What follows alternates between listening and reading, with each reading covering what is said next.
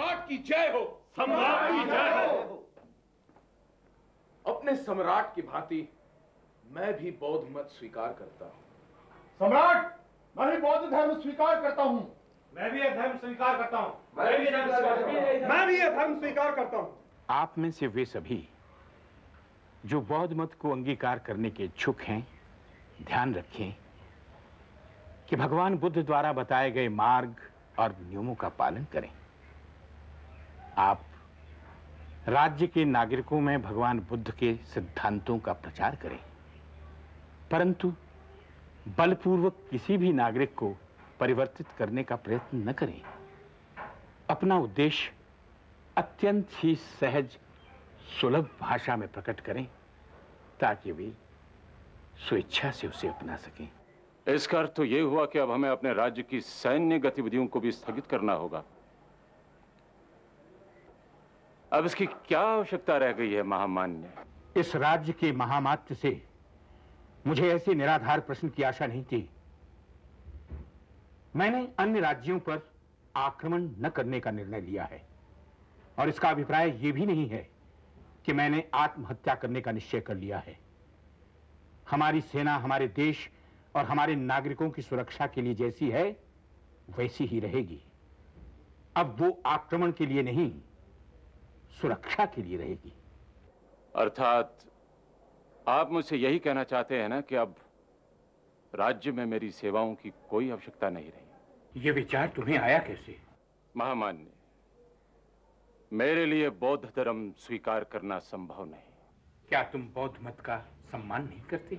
अवश्य करता हूं, निस्संदेह करता हूं। सम्मान करते हो तो मेरे कहने योग्य क्या रह जाता है? मैं भी तुम्हारे धर्म का सम्मान करता हूं। हम दोनों ही एक दूसरे के धर्म का सम्मान करते हैं। अंतर केवल इतना है कि मैंने बौद्ध धर्म को स्वीकार किया है। महामात्य के रूप में जैसी सेवा करते रहे हो, भविष्य में भी राज्य की उसी भांति सेवा करते रहो। मैं आपका आभारी हूं सम्राट।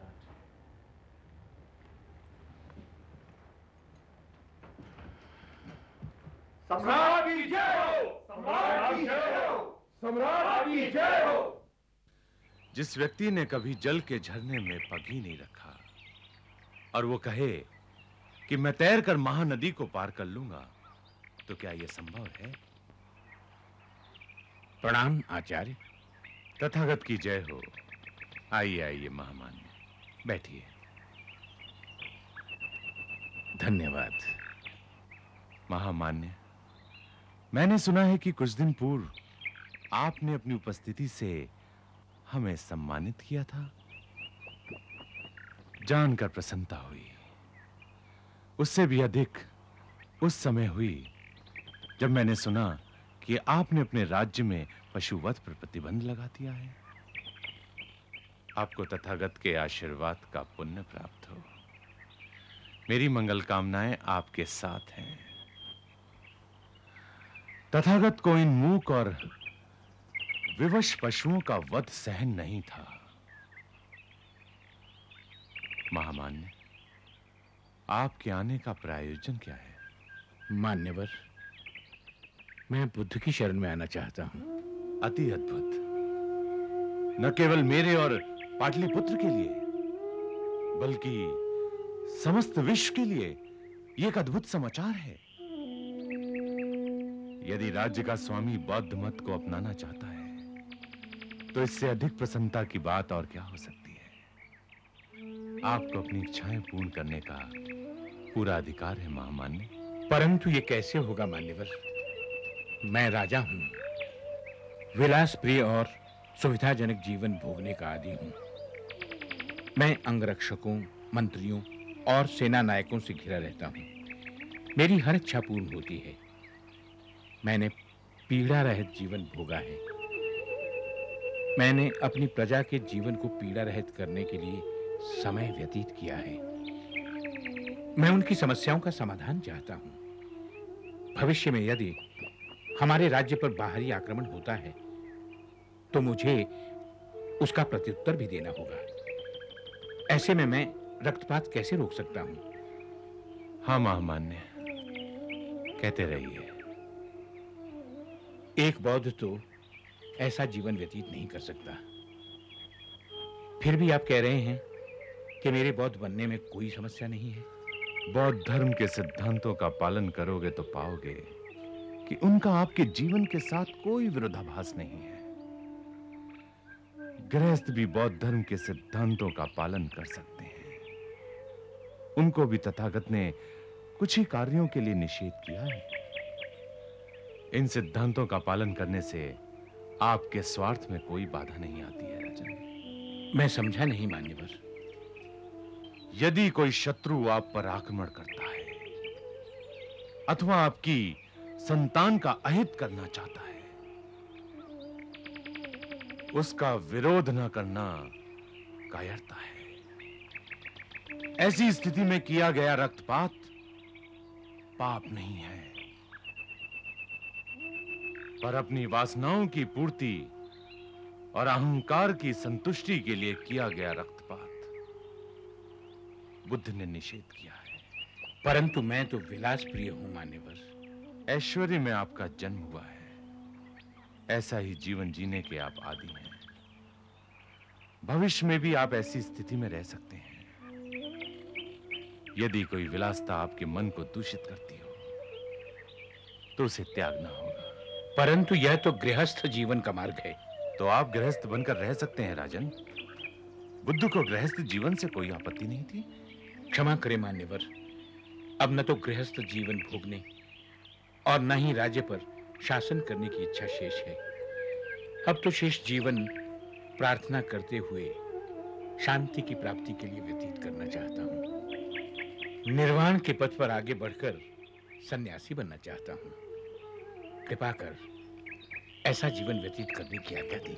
निर्वाण की इच्छा रखने वाले व्यक्ति को राजन ये ज्ञात होना चाहिए, बौद्ध बनने से पूर्व उसे गृहस्थ बनने का अभ्यास करना होगा। गृहस्थ के दायित्व से मुक्त होना इतना सरल नहीं है राजन। क्या आपका परिवार के प्रति कोई दायित्व नहीं है? दायित्व? मैंने अपने सारे कर्तव्य पूर्ण कर लिए हैं। निश्चित रूप से राजन, आपने अपने जीवन के आरंभ से जो कुछ प्राप्त किया था, क्या वो सब कुछ लौटा दिया? आपका अभिप्राय क्या है? महामान्य, निश्चित रूप से जीवन भर आपके कार्य दूसरों के लिए दुख और पीड़ा का कारण रहे। अपने पूर्व पापों से मुक्ति पाने के लिए दूसरों के दुख और पीड़ा को समाप्त करना होगा। अपने अपकर्मों का प्रायश्चित करना होगा। तभी बौद्ध संघ में आपका प्रवेश संभव है, उससे पूर्व नहीं।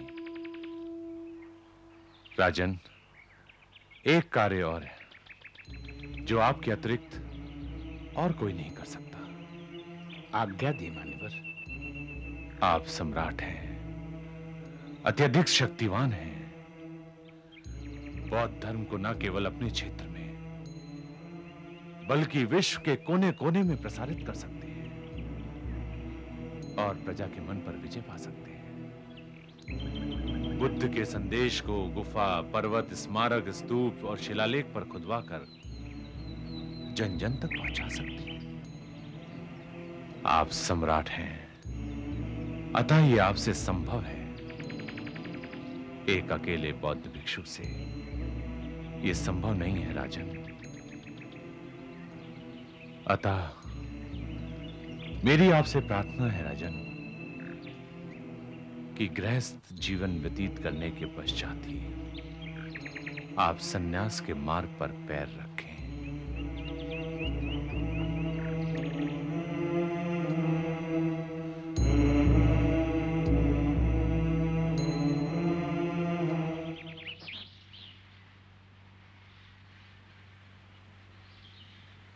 तथागत की जय हो। तुम स्वस्थ और ठीक हो, फिर भिक्षा क्यों मांगती हो? क्या भिक्षा मांगना तुम्हें अच्छा लगता है? हमारे माता पिता नहीं है, ना तो कोई सगे संबंधी ही है, इसलिए जगत का कोई बंधन भी नहीं है।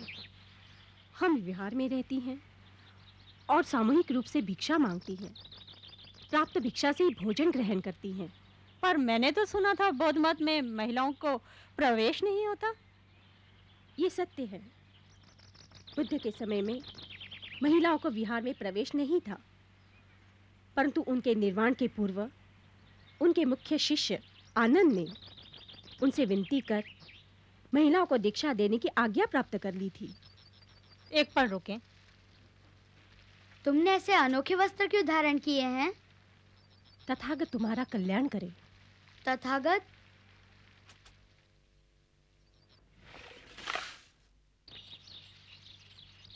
तथागत तुम्हारा कल्याण करे।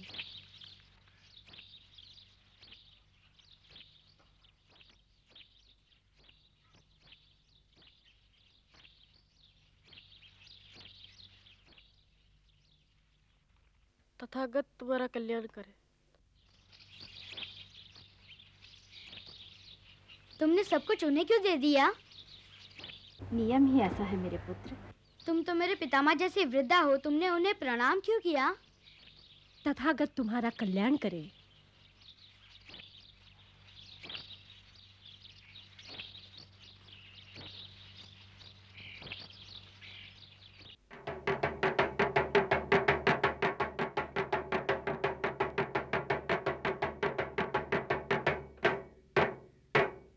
सुनो सुनो सुनो, यदि तुम में से कोई ऐसा व्यक्ति है जिसे सम्राट के किसी कार्य के परिणाम स्वरूप कोई कष्ट अथवा क्षति पहुंची है, तो वह राज दरबार में आके अपना नाम लिखवा दे।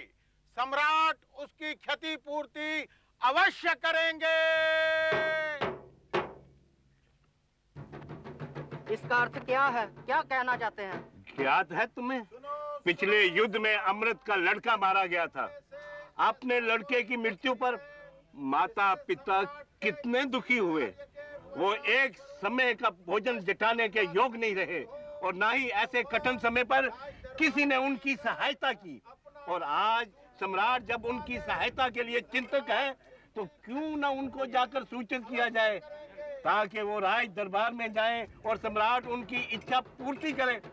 मैं युद्ध के समय मेरे पास भी 2 अश्व थे। सैनिक आए, मेरे दोनों अश्व हरण कर ले गए। मेरे पास कुछ भी नहीं बचा। मैं भी अवश्य जाऊंगा अवश्य क्षतिपूर्ति के लिए। बिल्कुल ठीक कहा। चलो चलते हैं। चलो। सभी पंक्ति में क्रम से खड़े हो जाइए। सभी की क्षति की उचित पूर्ति की जाएगी, क्योंकि हमारे सम्राट किसी को अप्रसन्न और कष्ट में नहीं देखना चाहते। यहाँ प्रीतम, बात सुन। अरे यहाँ आओ, चलें और सम्राट से कहें कि पिछली रात एक सैनिक ने हमारी मुद्रा चुरा ली है। क्या मुद्रा चुरा ली? पिछली रात जब तुम वेश्यागिरी गए थे तो सब कुछ उससे लुटा दिया था। अरे पर ये सत्य मैं सम्राट को क्यों बताऊं? मैं तो यही कहूंगा कि एक सैनिक ने हमारा सारा धन चुरा लिया। क्या ऐसा निराधार असत्य तुम सम्राट के सम्मुख बोलने का साहस कर सकोगे? अरे मैं तो पहले से ही जानता हूं कि हम लोगों को सम्राट के सम्मुख जाना ही नहीं है। शासन काय का अधिकारी ये कार्य देख रहा है। जब हम वहां जाएंगे तो वो हमारा नाम एक पुस्तिका पर लिखकर शीघ्र ही क्षतिपूर्ति कर देगा। पर मैं क्या कारण दूं? हाँ, तुम कहो कि तुम्हारी पत्नी तुम्हारा सारा धन लेकर अपने प्रेमी के साथ भाग गई। पर इसमें सम्राट का क्या दोष? सम्राट का दोष ये है कि वो सैनिक जिसके साथ तुम्हारी पत्नी भाग गई है, अच्छा, सम्राट का ही सैनिक है, इसलिए दोष और दायित्व सम्राट का हुआ। पर मेरी पत्नी तो भागी ही नहीं। ओहो, तुम कारण तो बताओ, तब देखते हैं कि क्या होता है। आओ चलें। चल।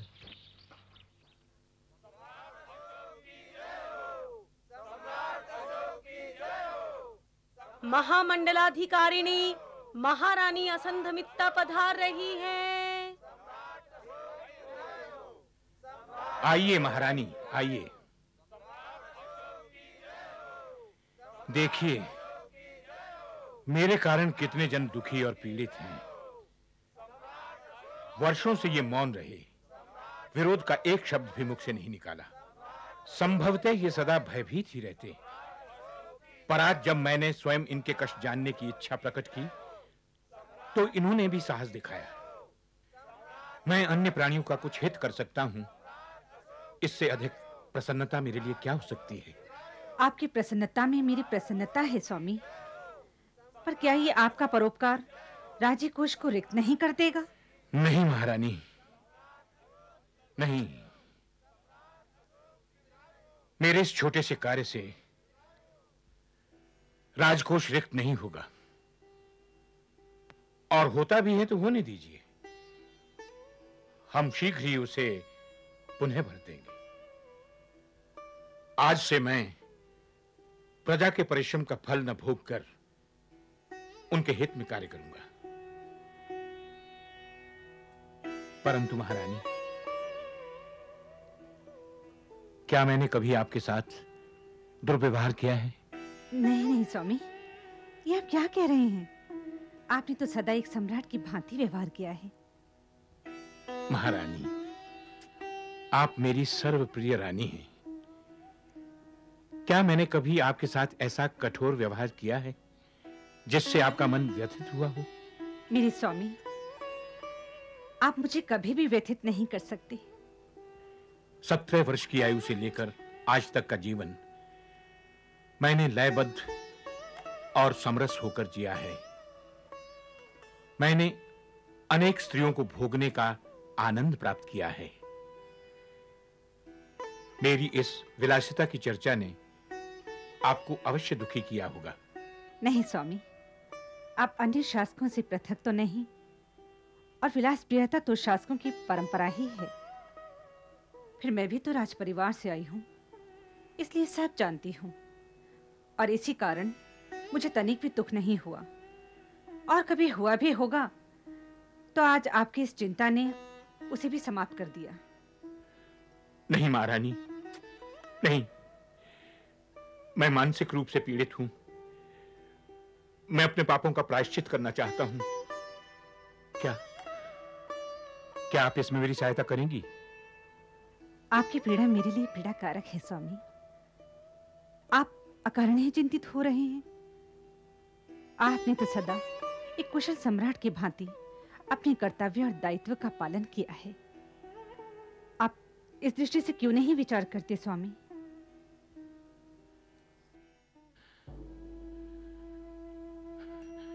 फिर भी वो क्या है जो मेरी आत्मा में चुभ रहा है? आपकी आत्मा में क्या चुभ रहा है स्वामी? क्या दुख है आपको?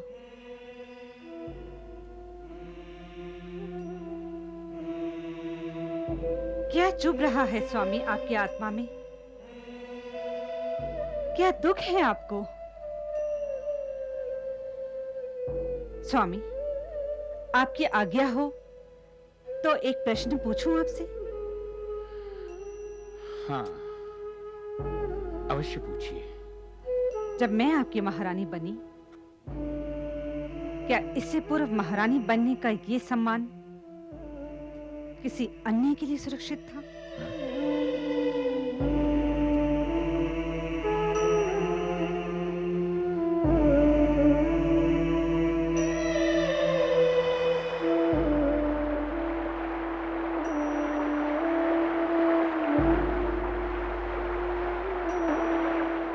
तिष्या, तुम क्यों आए हो? क्यों मेरा पीछा कर रहे हो? आवश्यकता पड़ने पर धरती के अंतिम छोर तक मैं तुम्हारा पीछा करूंगा। तुम्हें इसका ज्ञात है। चले जाओ यहाँ से, मैं विनती करती हूँ, चले जाओ। कब तक तुम मुझे अस्वीकार करती रहोगी? जानती हो मैं तुमसे प्रेम करता हूँ और विवाह का इच्छुक हूँ। मुझ जैसी विवाहित स्त्री से ऐसी बातें करने का दुस्साहस कैसे कर लेते हो? विवाहित? कैसे विवाहित? किसने देखा तुम्हारा विवाह? कौन है तुम्हारा पति? कहाँ है तुम्हारा परिवार? तिष्या, तुम अब भी अपने पिता के संग रहती हो, काल्पनिक जगत में हो। सब जानते हुए भी अज्ञानी बन रही हो। नहीं, बंद करो ये प्रलाप, बंद करो। मुझे ये बताने की किसी को आवश्यकता नहीं कि मैं क्या करूं और क्या ना करूं। स्वप्न जगत से बाहर आओ तिष्या। यहाँ तुम्हारे पिता का सब सम्मान करते हैं। तुम लोक उपहास का कारण बन गई हो। हंसने दो उन्हें, और तुम्हारी अगर इच्छा हो तो तुम भी हंसो। नहीं तिष्या, मेरा हृदय तुम्हारे लिए व्याकुल होता है। मेरा साथ दो, हम दोनों मिलकर एक सुंदर मार्ग बनाएंगे।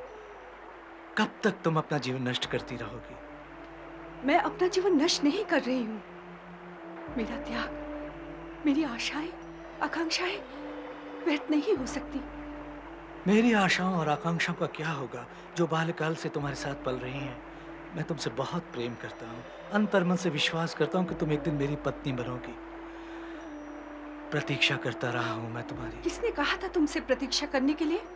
क्यों करते रहे तुम प्रतीक्षा? व्यर्थ, अनर्थ व्यर्थ था तुम्हारा ये प्रतीक्षा करना। मेरे विषय में केवल एक बार विचार करो, कुछ व्यर्थ नहीं होगा। तुम जानते हो कि ये संभव नहीं। वज्रसेन, तुम मेरा विचार त्याग दो। अन्य अनेक स्त्रियां हैं जो तुम्हें सहज से अपना पति बनाना चाहेंगी। तुम सुंदर हो, सज्जन हो और कुलीन परिवार के हो। इसका कोई अर्थ नहीं है तिष्या। मैं तुमसे प्रेम करता हूँ, मुझे तुम्हारी आवश्यकता है। पर मैं केवल एक ही व्यक्ति की प्रेम पूजा करती हूँ, जिसने सर्वप्रथम मुझ पर अधिकार किया था। वही मेरा सच्चा प्रेम है, मेरा पति है। और मैं अंतःकरण से ये विश्वास करती हूँ कि एक दिन वो मेरे लिए अवश्य आएगा। मेरी प्रतीक्षा, मेरी पूजा और मेरा समर्पण व्यर्थ नहीं जाएगा। तिष्या, तुम जैसी बुद्धिमती निर्बुद्धि कैसे हो सकती है? तुम्हारे उस कपटी पति ने न जाने कितनी और स्त्रियों के साथ अपना अधिकार जमाया और भुला भी दिया होगा। ये सत्य तुम्हारी बुद्धि में क्यों नहीं आता?